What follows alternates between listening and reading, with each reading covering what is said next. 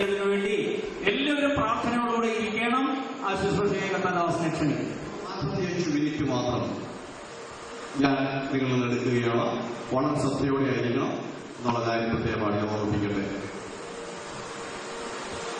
സർവശക്തനായ ദൈവത്തിന് സകല മഹത്വവും അറിയിക്കുന്നു. ഇന്നത്തെ ഈ ചടങ്ങിന്റെ മുഖ്യ അതിഥികളെന്ന് പറയുന്നത് നമ്മുടെ പ്രിയ സുഭാഷും പ്രഭിനയുമാണ്. അവർക്ക് എല്ലാവിധ സ്വാഗതവും ആശംസിക്കുന്നു. കർത്താവായ യേശുക്രിസ്തു നാമത്തിലുള്ള സ്നേഹവന്ദനം അറിയിക്കുന്നു. അതുപോലെ ഇവിടെ ഈ മീറ്റിംഗ് ഇതിന്റെ അധ്യക്ഷ പദവി അലങ്കരിക്കുന്നത് പെന്തക്കോസ്തസിന്റെ ബഹുമാന്യനായ general secretary evangelist Raju George മാനുവിലാണ്. അദ്ദേഹത്തിനും സ്നേഹവന്ദനം അറിയിക്കുന്നു. ഞങ്ങളുടെ വയനാട് ജില്ലയിലെ പെന്തക്കോസ്തസിന്റെ മുഴുവൻ സഹോദരങ്ങളെയും പ്രസിഡന്റ് സ്ഥാനം അലങ്കരിക്കുന്ന പാസ്റ്റർ മാനുവൽ, ദൈവവചനം സംസാരിച്ചതായ pastor Sebastian, pastor P L Johnson, pastor Elias, അതുപോലെ പയ്യാരും പെന്തക്കോസ്ത് സഭയുടെ പാസ്റ്ററായിരിക്കുന്ന പാസ്റ്റർ കെ ഡി തോമസ്, മറ്റു ബഹുമാന്യന്മാരായിരിക്കുന്ന എല്ലാ ദേവദാസന്മാർക്കും എല്ലാവരും പേരെടുത്ത് പറഞ്ഞ സമയം പറയാൻ പോകും. അതുകൊണ്ടാണ് സ്നേഹവന്ദനവും നന്ദിയും അറിയിക്കുന്നു. അതുപോലെ പ്രഭിനയുടെ ഭവനത്തിൽ നടന്നിരിക്കുന്നതായ അവരുടെ മാതാപിതാക്കൾ, സഹോദരന്മാര്, അവരുടെ ബന്ധുമിത്രാദികൾ, തിരുവനന്തപുരത്തൊക്കെ കടന്നിരിക്കുന്നതായ ബന്ധുമിത്രാദികളുണ്ട്. അതുപോലെ കണ്ണൂരിന്റെ വിവിധ ഭാഗത്തുള്ളതായ പ്രിയപ്പെട്ടവരുണ്ട്, സഭാചാര്യങ്ങളുണ്ട്.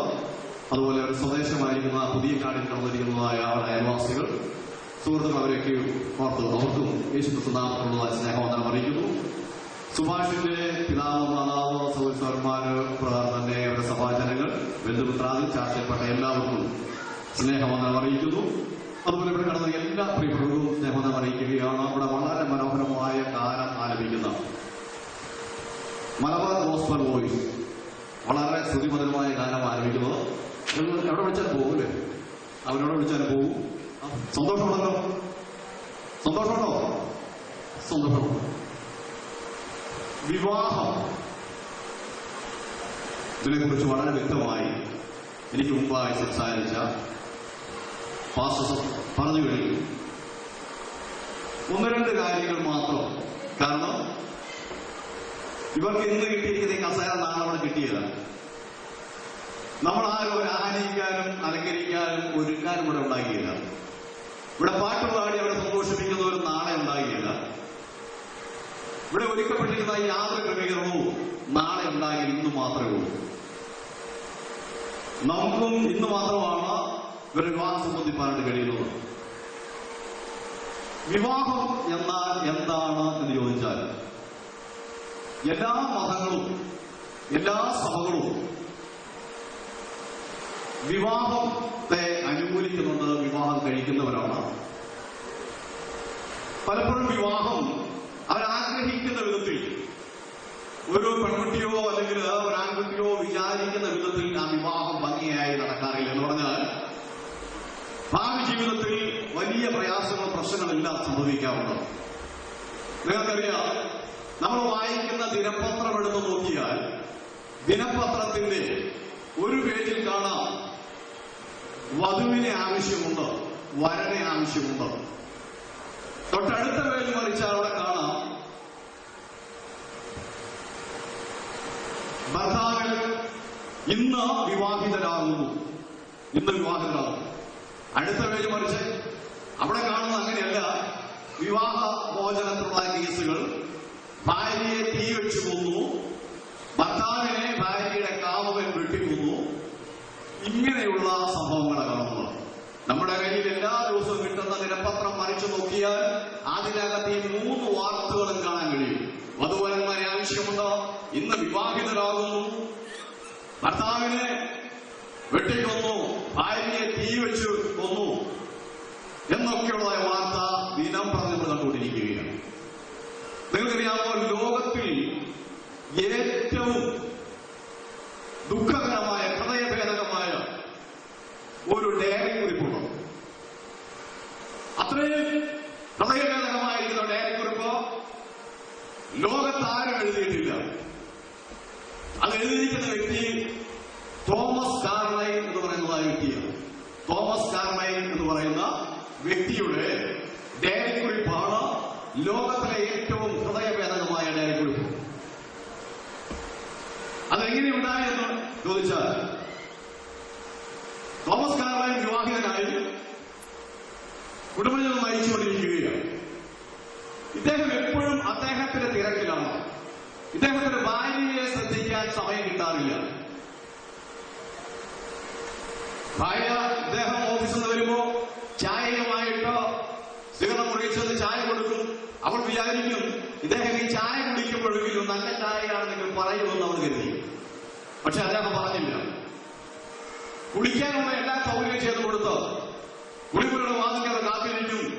ഇത്രയും ചെയ്താൽ നീ ഒരു നല്ല സ്ത്രീയാ, നീ നല്ല ഭാര്യ എന്നൊരു വാക്കിന് വേണ്ടി അവൾ കാത്തിരുന്നു. അദ്ദേഹം പറഞ്ഞില്ല. രുചികരമായ വളരെ സ്വാദിഷ്ടമായ ഭക്ഷണങ്ങൾ പാകം ചെയ്ത് അവൾ രാവിലെ ഉച്ചയും വൈകിട്ടും തന്റെ ഭർത്താവിന് വേണ്ടി വിളമ്പി വെച്ചു. ഈ ഭക്ഷണം കഴിക്കുമ്പോഴെങ്കിലും അവൾ വിചാരിച്ചു ഒരു വാക്കെങ്കിലും എന്റെ ഭർത്താവ് എന്നോട് പറയും. പറഞ്ഞില്ല. കാലങ്ങളിൽ കടന്നുപോയി.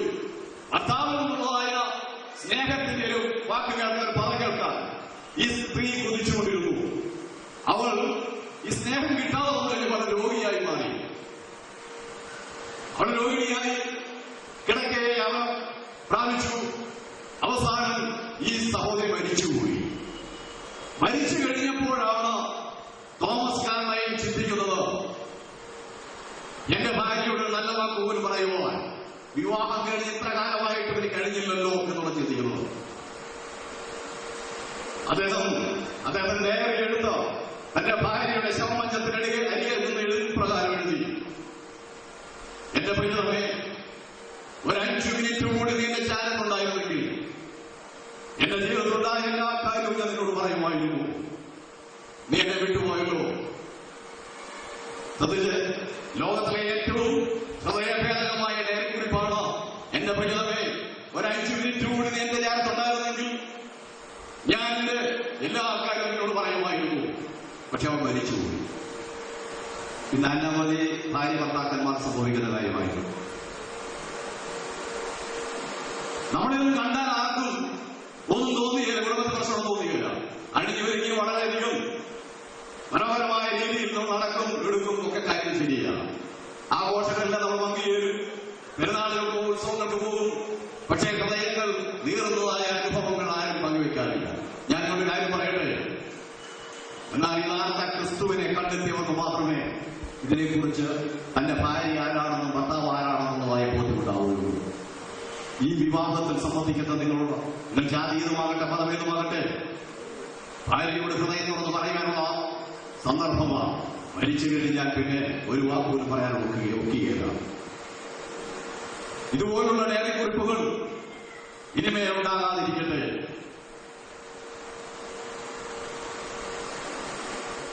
തികഞ്ഞ സ്നേഹത്തിലും തികഞ്ഞ ഐക്യതയിലും നിന്ന് ഉരുത്തിരിയുന്ന ഉളവാകുന്ന ആത്മീയ ബന്ധത്തെയാണ് വിവാഹം എന്ന് പറയുന്നത്. ചിലരെപ്പോഴും വിവാഹം എന്നറിയില്ല. ഭാര്യയാണെങ്കിൽ ഭാര്യയെ കുറ്റം പറയും, ഭർത്താവാണെങ്കിൽ ഭർത്താവിനെ കുറ്റം പറയും. ഒരിക്കലും മനുഷ്യൻ, അദ്ദേഹം ഒരു ബിസിനസ്സുകാരനായിരുന്നു. ബിസിനസ് തകർന്നുപോയി. അത് കഴിഞ്ഞതിന് ശേഷം അദ്ദേഹം കൃഷി ചെയ്തു. കൃഷിയിൽ പരാജയപ്പെട്ടു. അദ്ദേഹം ചെയ്ത എല്ലാ കാര്യങ്ങളും പരാജയപ്പെട്ടു കഴിഞ്ഞ് ഇദ്ദേഹം രോഗിയായി കിടക്കുകയാണ്. ഇദ്ദേഹത്തിന്റെ ബിസിനസ് പരാജയപ്പെട്ടപ്പോഴും കൃഷി നശിച്ചപ്പോഴും ഈ രോഗിയായി കിടക്കുമ്പോഴും ഭാര്യ അടുത്ത് തന്നെയുണ്ട്. അവസാന നിമിഷമായി ഇദ്ദേഹം പതുക്കെ വായ തുറന്നു. ഭാര്യ